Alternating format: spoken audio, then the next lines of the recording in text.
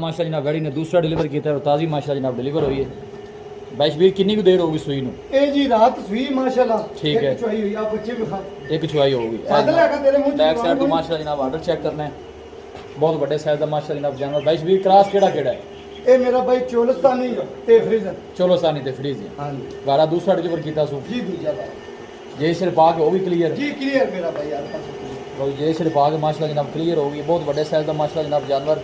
सब तो जी अच्छी गल है जनाब क्रॉस ब्रीड का जानवर है और गर्मी सर्दी जनाब बर्दाश्त करने वाला जानवर है। तुम चेक कर सकते हो।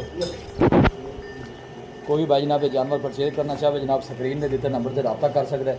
बस ठीक है खल दे माशाल्लाह ए वेड़ी माशाल्लाह जनाब पहले मुँह चो चार दंद है। फेस चेक करना है ये भी जनाब माशाल्लाह क्रॉस ब्रीड का जानवर। बैशबीर की किहड़ी नस्ल है ये किहड़े जी जर्सी ते चोलस्तानी जर्सी और चोलोस्तानी। बॉडी वेट बड़ा माशाल्लाह जनाब जानवर का पहलन हो के कद शान हर पासों माशाल्लाह खूबसूरत।